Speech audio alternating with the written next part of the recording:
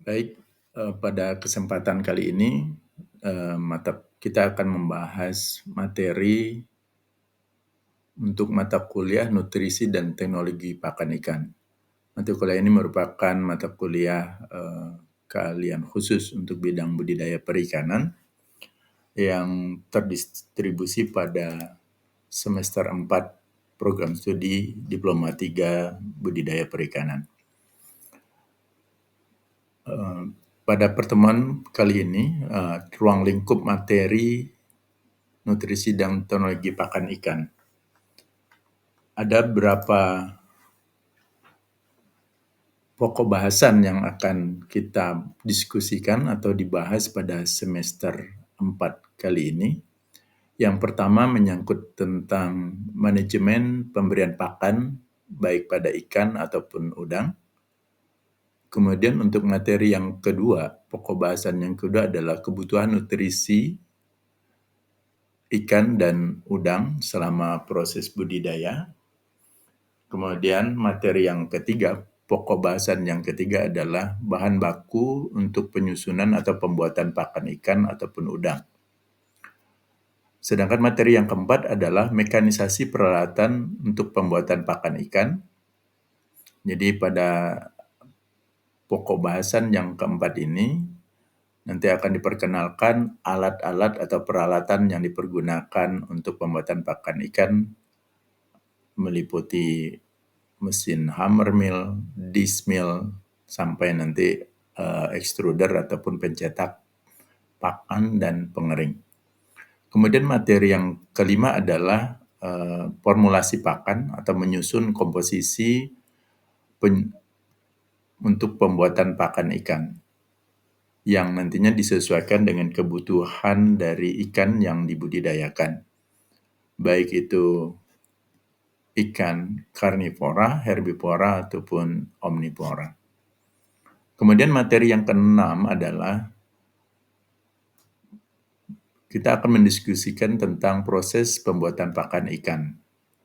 Mulai dari penyediaan bahan, kemudian pengolahan bahan baku atau bahan pembuatan pakan ikan, penentuan kualitas bahan baku pakan ikan, kemudian melakukan formulasi, pencampuran, pencetakan, hingga pengemasan. Sedangkan materi yang terakhir adalah melakukan pengujian kualitas pakan yang telah dibuat, yang meliputi uji fisika, kemudian uji kimiawi ataupun proksimat, dan uji biologi. Uji biologi ini untuk menentukan nilai ubah pakan atau nilai konversi pakan serta kecernaan protein dari pakan yang dibuat. Baik, kita masuk ke materi yang pertama terkait dengan manajemen pemberian pakan. Istilah manajemen mungkin sudah familiar ya, sudah cukup dikenal karena di mata kuliah pengantar ilmu perikanan, mata kuliah dasar-dasar manajemen, pasti sudah dikenal ataupun disampaikan terkait dengan pengertian dari manajemen. Berikut ini ada beberapa pendapat para ahli terkait dengan pengertian manajemen. Yang pertama adalah menurut Profesor Oey yang mengemukakan bahwa manajemen merupakan ilmu serta seni untuk mengkoordinasikan tenaga manusia, juga mengawasinya, menggunakan bantuan alat. Semua ini dilakukan demi meraih tujuan akhir yang sudah ditetapkan. Jadi kata manajemen di sini mengandung arti seni ya, gaya yang pada akhirnya adalah untuk mencapai tujuan dari sebuah organisasi. Kemudian pendapat dari Hasibuan ya, yang mengemukakan bahwa manajemen adalah sebuah seni atau ilmu untuk mengatur dan memproses sumber daya yang ada, baik itu sumber daya manusia maupun sumber daya lainnya. Sumber-sumber tersebut diproses dan diatur demi mencapai tujuan tertentu. Nah, kemudian yang berikutnya menurut Andrew ya, yang mengemukakan bahwa manajemen merupakan kegiatan untuk merencanakan, mengatur, mengorganisasikan, mengendalikan, menempatkan, memberi motivasi, komunikasi, dan mengambil keputusan. Terus yang terakhir, manajemen menurut Milet, yaitu manajemen sebagai sebuah proses kepemimpinan untuk melancarkan pekerjaan yang dilakukan. Proses ini dilakukan dengan mengorganisir dengan cara formal orang-orang yang ada di dalamnya dan menjadikannya sebagai kelompok untuk mencapai tujuan yang diinginkan.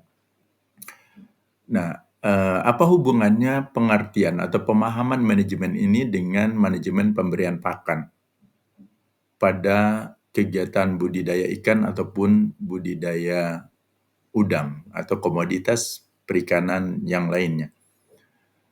Jadi manajemen ini tidak terlepas dari komponen-komponen yang harus diperhatikan dalam pemberian pakan ikan. Nah, terkait dengan tujuan akhir dari pemberian pakan pada ikan ataupun udang adalah bagaimana pakan yang diberikan pada ikan dan udang tersebut itu memberikan dampak yang positif baik secara biologis ataupun secara ekonomis bagi kegiatan budidaya yang dilakukan. Nah, dalam kegiatan pemberian pakan tersebut pasti melibatkan unsur berbagai sumber daya, baik itu sumber daya manusia, bahan, ataupun peralatan. Maka ini akan menentukan keberhasilan dari proses budidaya ataupun ketercapaian dari keberhasilan pemberian pakan atau manajemen pemberian pakan. Hasil akhir dari kegiatan manajemen pemberian pakan yang baik adalah menghasilkan nilai konversi pakan ataupun efisiensi pakan yang baik, kemudian menghasilkan pertumbuhan ikan yang baik, kemudian juga menjadikan ikan menjadi sehat dan lingkungan ataupun media budidaya, dalam hal ini kualitas airnya terjaga dengan baik. Kemudian istilah pakan. Apa itu pakan? Pakan adalah makanan yang diberikan kepada hewan non-manusia. Hewan-hewan yang diberikan pakan biasanya merupakan hewan yang berada dalam kendali manusia atau dalam lingkungan pemeliharaan ataupun budidaya. Dan kelangsungan hidupnya dipengaruhi oleh manusia. Jadi ketergantungan baik buruknya kesehatan bahkan kelangsungan hidup ikan atau hewan yang dipelihara itu sangat ditentukan oleh manusia yang memeliharanya. Seperti hewan domestik ataupun satwa liar yang dirawat oleh manusia ataupun dalam pemeliharaan manusia. Pengertian lain dari pakan yang dikemukakan Dinas Perikanan Kabupaten Aceh Tengah yaitu bahwa pakan adalah bahan makanan tunggal ataupun campuran. Jadi pakan ini bisa bersifat tunggal satu jenis maksudnya ataupun campuran ya, campuran dari beberapa jenis bahan. Baik yang diolah maupun yang tidak diolah. Nah, yang pakan yang dimaksud dengan pakan yang diolah itu contohnya ya kayak pakan ikan. Ya, pakan ikan itu pakan olahannya ya dalam bentuk pakan buatan. Baik itu dalam bentuk crumble, pellet, ataupun pasta dan sebagainya. Sedangkan pakan yang tidak diolah itu biasanya dalam bentuk segar. Bisa dari limbah pertanian ataupun limbah peternakan itu biasanya tidak diolah dan diberikan langsung kepada hewan ataupun ikan peliharaan. Pakan yang diberikan pada hewan untuk kelangsungan hidup, ya untuk bereproduksi dan berkembang biak.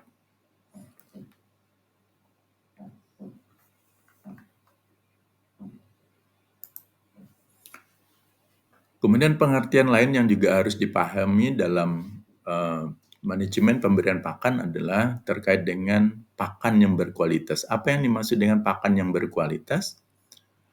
Pakan yang berkualitas adalah pakan yang baik dan berkualitas harus memenuhi persyaratan mutu. Baik itu mencakup kualitas nutrisi, kualitas teknis, keamanan pakan, dan nilai bioekonomis penggunaan pakan. Jadi persyaratan mutu yang dimaksud itu baik itu nilai nutrisinya, nilai nutrisi yang terkandung dalam pakan tersebut. Ya, di antaranya adalah kandungan proteinnya, nilai asam aminonya, karbohidrat, kandungan lemaknya, dan sebagainya. Kemudian kualitas teknis. Kualitas teknis ini ada beberapa hal yang menentukan kualitas secara teknis.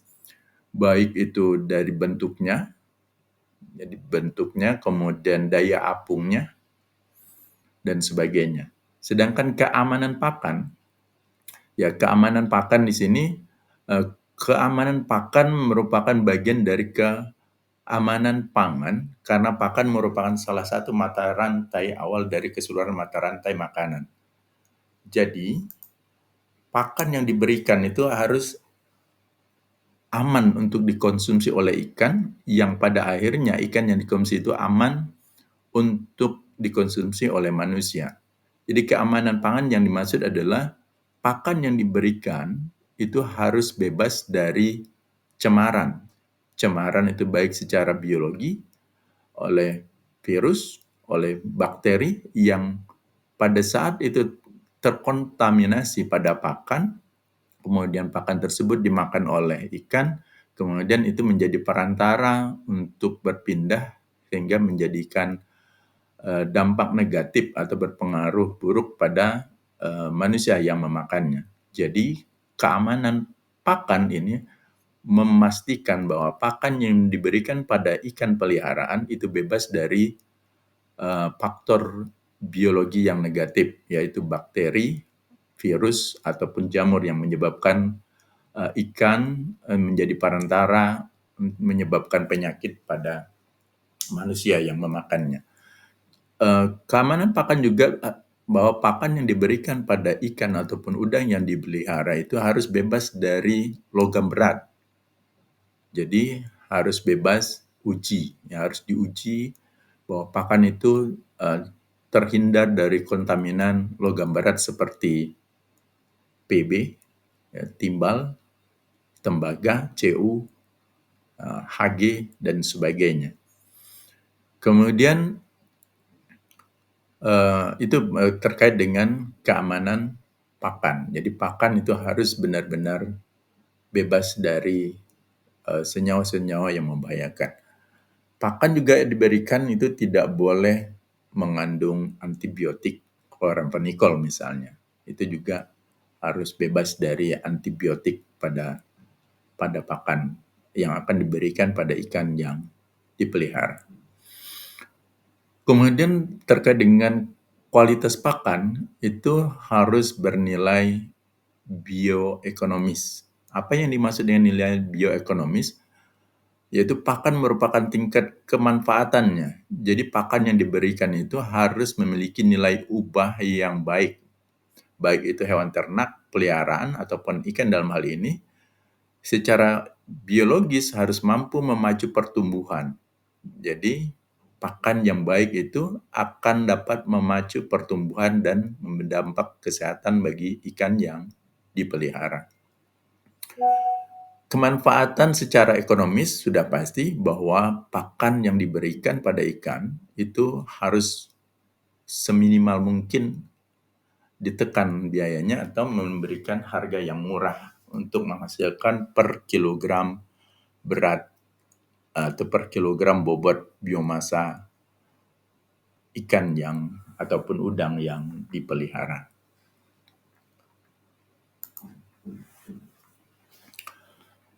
Ada beberapa faktor penting yang harus diperhatikan dalam manajemen pemberian pakan.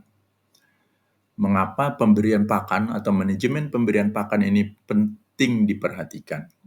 Kita ketahui bahwa 70 sampai 80% biaya operasional budidaya ikan ataupun udang itu diperuntukkan untuk penyediaan pakan.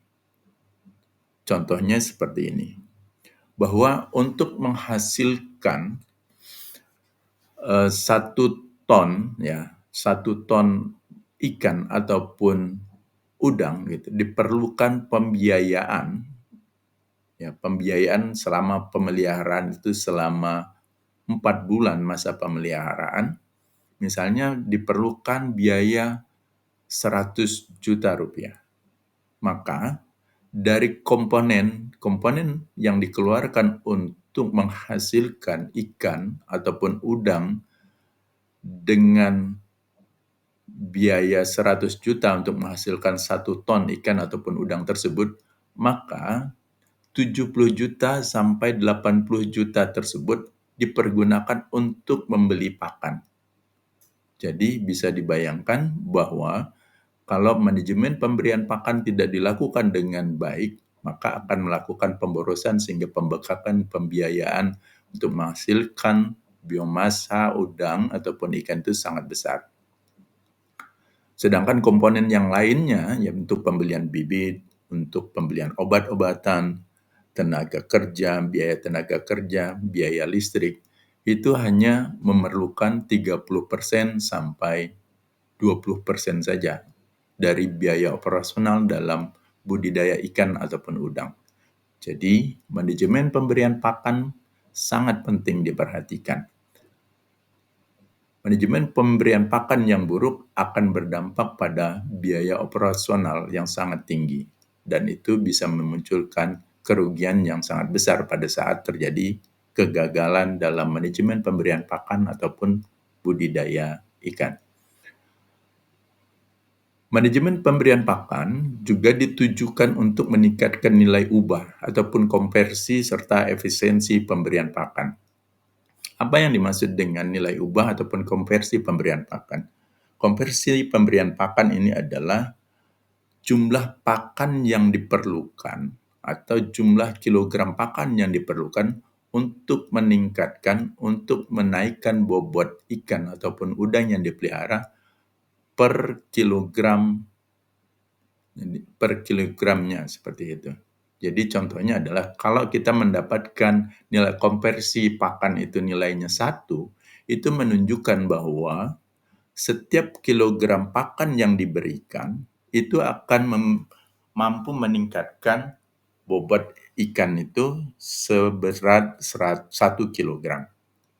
Tetapi kalau nilai konversi pakannya itu 1,5 ataupun 2 yang diperoleh, itu menunjukkan untuk meningkatkan per kilogram bobot tubuh ikan atau biomasa ikan ataupun udang yang dipelihara diperlukan 1,5 kilogram pakan atau 2 kilogram pakan.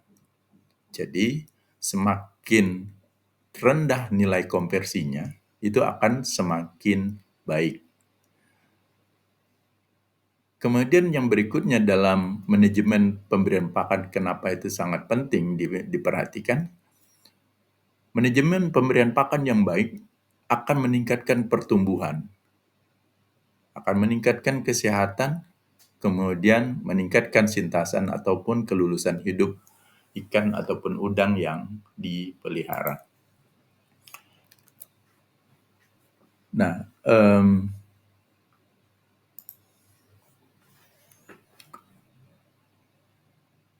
bagaimana manajemen pemberian pakan bisa memberikan pertumbuhan, kesehatan, dan sintasan yang baik bagi ikan ataupun udang yang dipelihara? Maka yang harus diperhatikan adalah penyesuaian jenis, penyesuaian jumlah, penyesuaian cara waktu pemberian pakan.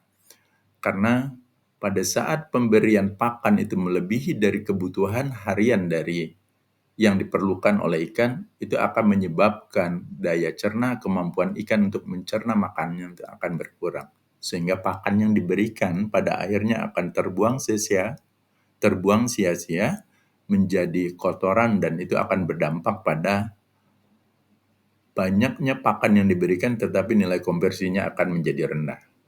Nah, dampak yang lainnya adalah bagi lingkungan. Ya, bagi lingkungan adalah terjadinya penumpukan bahan organik baik itu dari sisa pakan ataupun dari sisa kotoran. Sehingga itu akan mengakibatkan penurunan kondisi kualitas air. Jadi, manajemen pemberian pakan akan juga berpengaruh terhadap kemampuan air atau mempertahankan kualitas air dalam kondisi baik. Jadi kualitas pakan, manajemen pemberian pakan akan juga berpengaruh terhadap kualitas air menjadi baik ataupun menjadi buruk.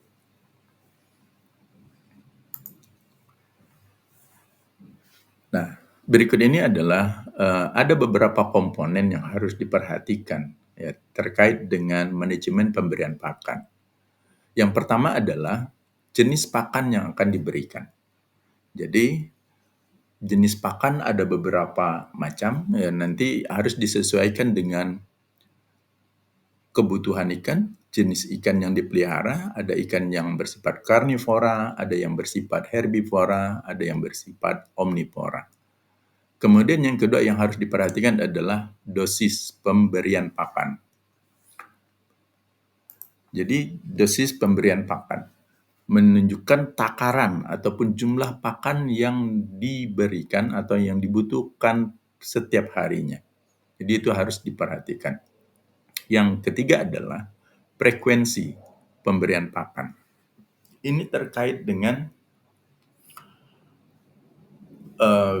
kebutuhan atau berapa kali pakan itu, jatah pakan harian yang telah ditentukan berdasarkan bobot dosis pemberian pakan gitu. Kemudian itu akan baiknya diberikan berapa kali dalam satu hari.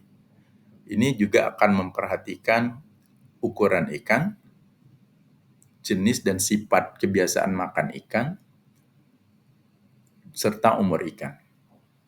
Kemudian poin yang keempat yang harus diperhatikan adalah cara pemberian pakan. Nah, cara pemberian pakan juga akan sangat menentukan dari nilai ubah terkait dengan keberhasilan manajemen pemberian pakan. Jadi cara pemberian pakan ini ada secara manual, ada menggunakan peralatan. Kemudian yang terakhir, yang kelima adalah waktu pemberian pakan.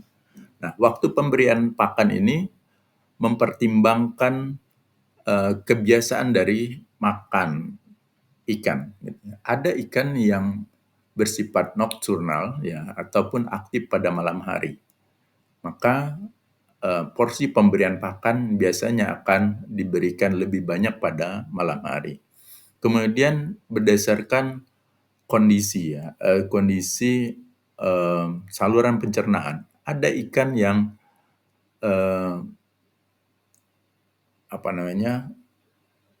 terkait dengan waktu pemberian pakan itu terkait dengan waktu pagi, siang, sore ataupun malam hari. Itu yang harus diperhatikan dalam manajemen atau pemberian pakan ikan ataupun udang.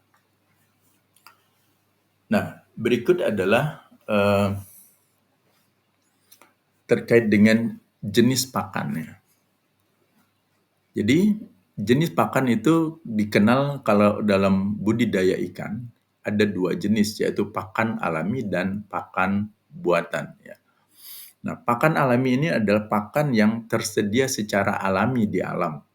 Biasanya berupa fitoplankton ataupun zooplankton ataupun jenis-jenis annelida, ya cacing-cacingan, krustasea dan sebagainya. Itu untuk pakan alami. Sedangkan pakan buatan itu adalah campuran dari berbagai bahan, kemudian diolah, kemudian dibentuk berdasarkan kebutuhan ataupun keinginan dari si pembudidaya.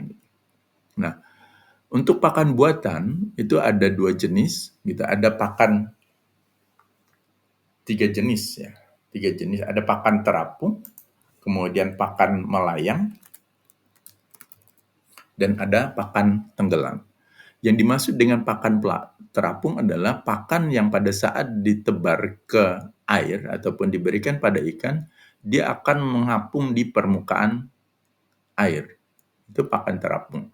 Sedangkan pakan yang melayang pada saat diberikan ataupun diberikan pada ikan ke permukaan air, maka pakan tersebut itu akan tenggelam mengisi kolom air dan dia tidak akan langsung jatuh ke dasar media pemeliharaan, baik itu kolam ataupun keramba. Sedangkan pakan tenggelam itu pada saat diberikan, dilemparkan, kemasukan ke air, dia akan langsung tenggelam dan akan berada langsung ke dasar media pemeliharaan, baik itu di kolam ataupun di karamba.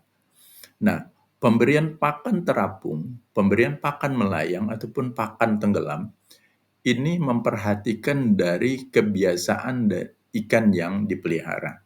Karena ikan yang dipelihara itu ada yang memiliki kebiasaan makan di permukaan. Ya, kebiasaan makan di permukaan. Contoh ikan tersebut ya ikan mas, kemudian ikan koi, ikan jelawat, gitu. Nah, jadi umumnya dia akan hidup di daerah dan makan di permukaan. Kemudian ada pakan yang melayang. Nah, pakan melayang ini diberikan pada ikan-ikan yang kebiasaan hidupnya dan kebiasaan mencari makannya itu di kolom air. Dia tidak di permukaan, juga tidak di dasar. Biasanya jenis pakan melayang ini diberikan pada ikan budidaya, ya contohnya adalah bandeng. Ya, bandeng itu sifat makannya itu eh, untuk pakan-pakan yang melayang itu lebih diutamakan. Kemudian pakan tenggelam. Nah, pakan tenggelam ini ditujukan pada organisme akuatik ataupun hewan peliharaan, udang ataupun ikan yang pada dasarnya lebih cenderung mencari makan di dasar perairan. Udang umumnya diberikan pakan tenggelam karena lebih cenderung hidup di dasar perairan, terutama untuk udang komersial itu adalah udang windu. Jadi pakan udang itu umumnya adalah menggunakan pakan tenggelam. Kemudian terkait dengan pakan buatan, ya ada beberapa jenis atau bentuk pakan buatan. Ada dalam bentuk pakan cair, kemudian dalam bentuk pasta, kemudian ada bentuk powder ataupun tepung, ada dalam bentuk crumble ataupun remah, ada dalam bentuk pellet, ada dalam bentuk kapsul ataupun lempengan.